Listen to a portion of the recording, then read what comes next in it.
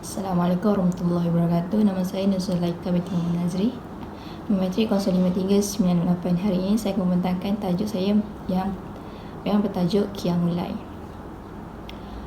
Seperti kita tahu, Qiyamul Lail ini adalah amalan beribadat pada malam hari dengan mengerjakan solat-solat sunat seperti solat sunat taubat, tahajud, witir dan lain-lain. Serta amalan-amalan seperti membaca Al-Quran, berzikir, beristighfar, berdoa dan sebagainya. Ibadah Qiyamul Lail sangat digalakkan dalam Islam. Qiyamul Lail boleh dikerjakan secara perseorangan atau secara beramai-ramai. Dan hukum solat Qiyamul Lail ini adalah sunat.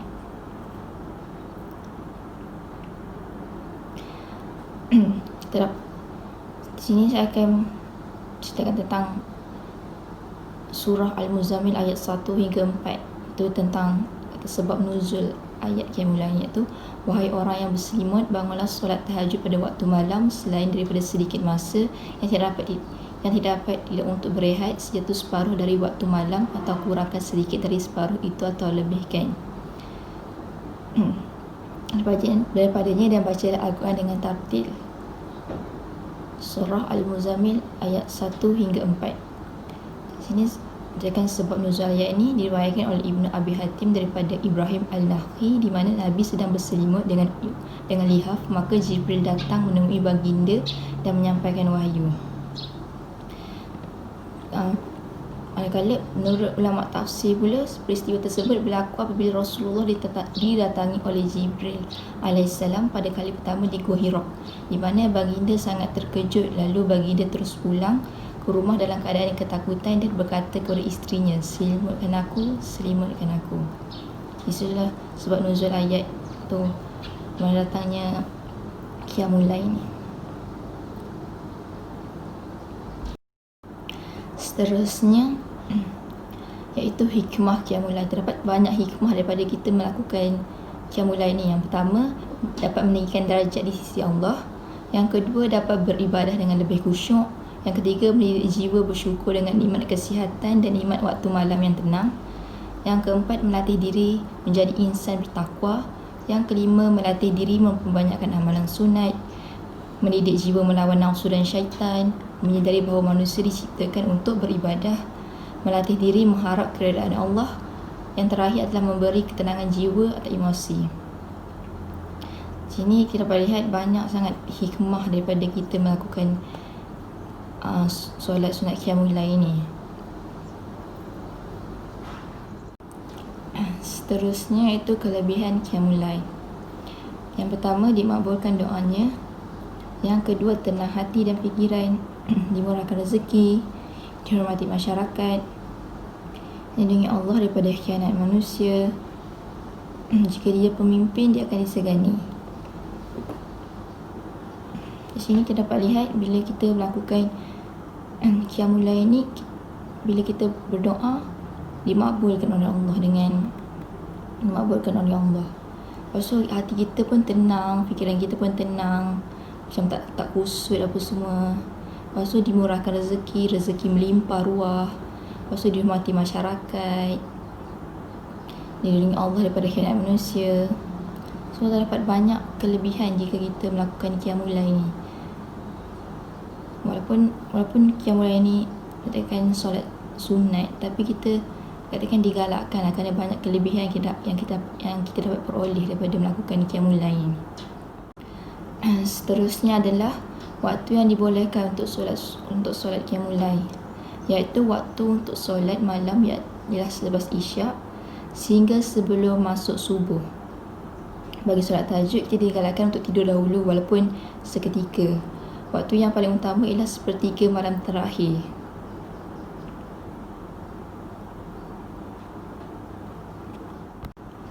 Seterusnya iaitu panduan bangun awal. Maksudnya kalau kita nak solat sunat Qiyamul Lail ni, kita kena ada panduan untuk mengawal. Jadi terdapat banyak panduan untuk memudahkan kita untuk bangun awal. Yang pertama, makan malam awal, itu sebelum maghrib, dan tidak makan selepas waktu Isyak. Kerana selepas waktu Isyak tu kita nak tidur kan, so itulah. Lepas tu tidak bekerja terlalu penat pada waktu siang. Yang ketiga, elakkan diri daripada melakukan maksiat. Yang keempat, berniat ikhlas mengharapkan keredaan Allah. Yang 5. Membaca 3 ayat terakhir surah Al-Kahfi dan niatkan dalam hati agar dapat bangun pada waktu yang diniatkan, mematuhi adab-adab tidur. Di sini kita dapat lihat banyak sangat panduan dapat kita amalkan lah untuk kita mudahkan untuk bangun awal untuk solat sunat yang mulai. Jadi panduan ini sangat-sangat senang untuk kita ikuti. So jadi kalau untuk bangun awal tu senang lah kalau kita nak. Jadi tak terlepas lah untuk solat sunat yang mulai ni. Jadi kita niatkan dalam hati kita untuk bangun awal pada esok hari. So Allah akan memudahkan kita untuk bangun pada waktu yang kita nak bangun tu lah. Okey, seterusnya iaitu adab qiyamul lail. Terdapat beberapa adab untuk qiyamul lail ni. Yang pertama, berniat sebelum tidur untuk qiyamul lail. Terdapat beberapa hadis iaitu barang siapa yang tidur sedang dia berniat akan bangun untuk bersolat di malam hari, tapi dia terus tidur hingga pagi, tulis baginya apa yang telah diniatkannya dan tidurnya itu merupakan rahmat Allah kepadanya. Hadis riwayat An-Nasai dan Ibnu Majah sanad sahih daripada Abu Darda radhiyallahu anhu. Jadi kita kena macam berniat dululah sebelum tidur untuk qiyamul lail. Maksudnya kita niat untuk bangun untuk malam hari untuk solat qiyamul lail pada esok hari. Macam tu. Yang kedua, tidur mengikut adab-adab yang digariskan. 3. Berdoa, bersuci, berwuduk dan memakai pakaian bersih setelah bangun daripada tidur. Maksudnya kita kena kalau kita nak qiyamul lail tu, kita bangun tidur, kita kena mandi dulu, apa semua, segarkan badan kita apa semua, barulah solat kita tu macam tak adalah macam kita ngantuk ke apa kan, kita segar daripada solat tu. Bila kita solat tu kita khusyuk lah solat tu, nak katakan macam tu. Lepas tu keluar dan memandang ke langit lalu berdoa, rujuk buku doa-doa qiyamul lail dan membaca 10 ayat terakhir surah Al-Imran. Seterusnya memulakan solat malam dengan solat 2 rakaat yang ringan.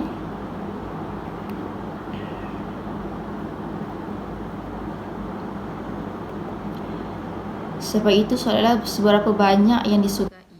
Macam sebelum memulakan solat malam tu dengan solat 2 rakaat yang solat sunat taubat ke, solat tahajud, macam tu lah, macam witir. Lepas tu membangunkan dan mengajak ahli keluarga dan rakan-rakan turut serta berqiyamul lail.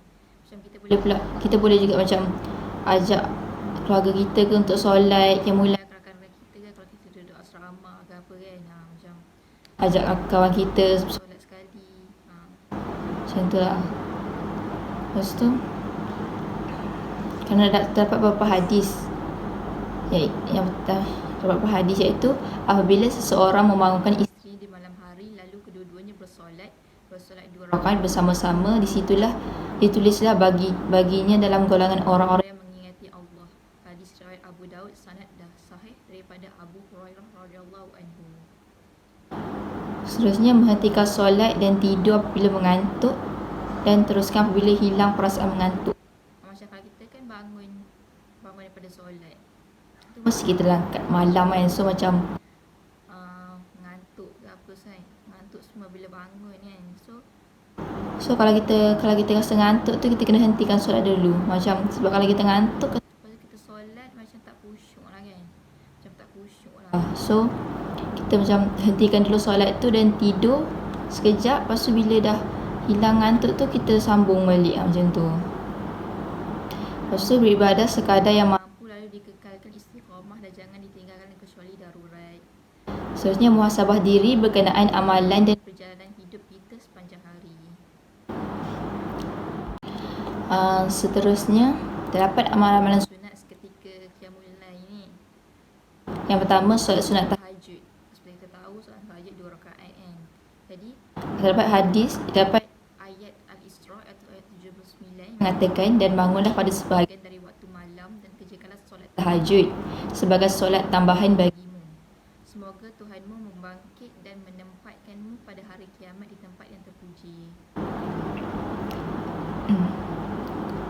Terdapat hadis riwayat Muslim mengatakan sebaik-baik solat selain daripada solat fardu ialah solat malam, iaitu solat qiyamul lail. Lepas tu solat sunat tasbih, taubat, istikharah, hajat, qada solat fardu yang kalau kita tinggal kan, solat mutlak dan solat sunat yang lain, solat witir, seperti solat macam tu, solat ringan, macam solat ringan seketika tak qiyamul lail tu. Lepas tu kita boleh juga berzikir, bertasbih dan bertahmid.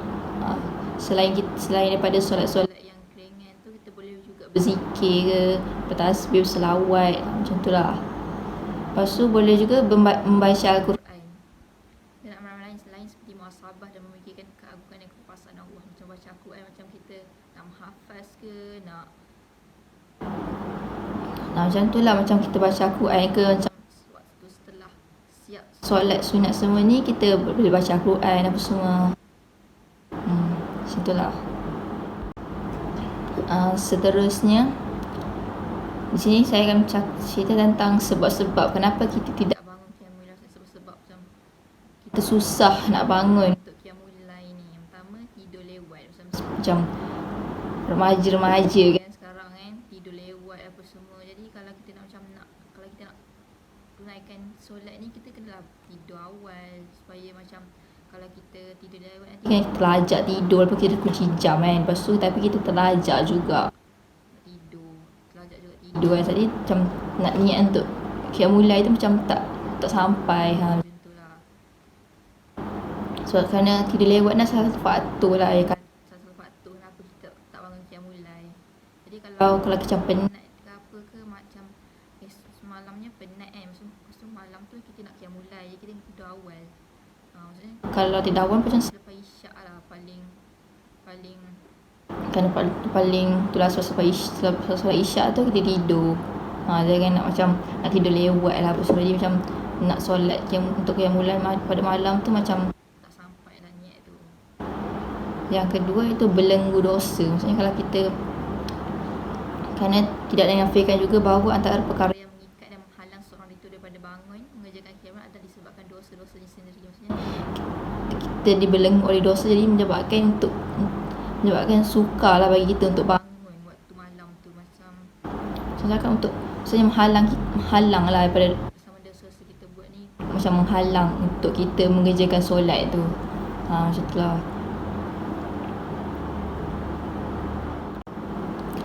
Seterusnya itu perkara-perkara yang membantu untuk mengerjakan qiyamul lail. Yang pertama, ikhlaskan niat. Maksudnya kalau kita macam seorang itu hendaklah mengikhlaskan niatnya kepada Allah Subhanahu Wa Taala dalam usahanya mengerjakan qiyamul lail. Sekiranya niat seseorang itu tulus, nescaya Allah Subhanahu Wa Taala akan merezekikan kepadanya untuk bangun dan menunaikan ibadah pada waktu malam. Maksudnya kita kena ikhlaskan niat kita, esok malam tu aku nak bangun awal, nak solat qiyamul lail. Macam tu kita kena ikhlaskan niat kita tu.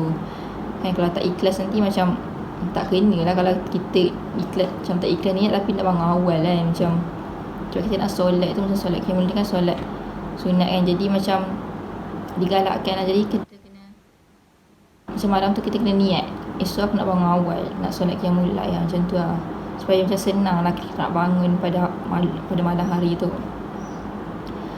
Yang kedua, jauhi dosa dan maksiat. Macam saya cakap sebelum tadi, iaitu kalau kita dosa, macam kita belenggu oleh dosa, maka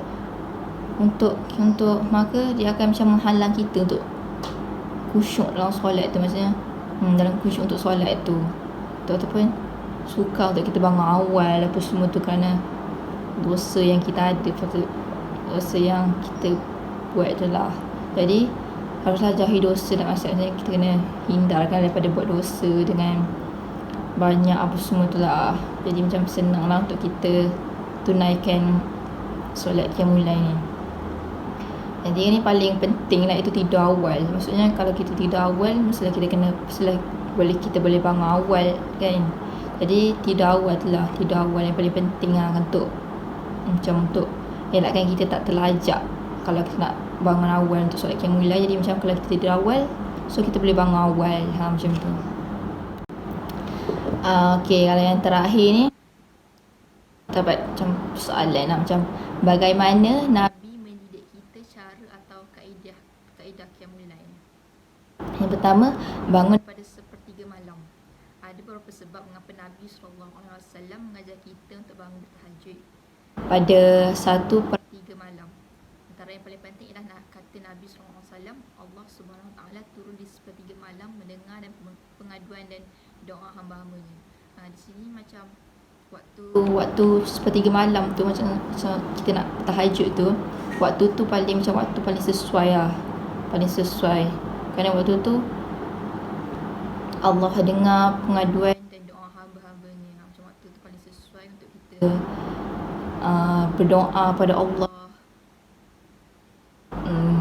mengadu pada Allah kalau kita susah ke apa kan, mengadu kerana Allah dengar waktu tu. Maksudnya waktu tu paling sesuai lah. Yang kedua, solat. Itu Nabi bangkit di sepertiga malam untuk solat. Nabi melakukan solat malam tidak pernah melebihi 11 rakaat. Itu jumlah rakaat yang Nabi lakukan.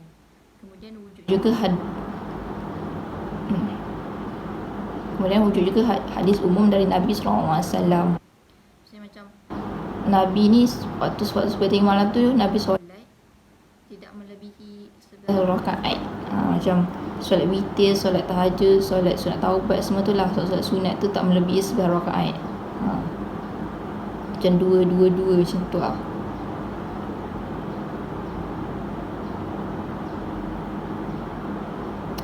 Yang ketiga, solat witir.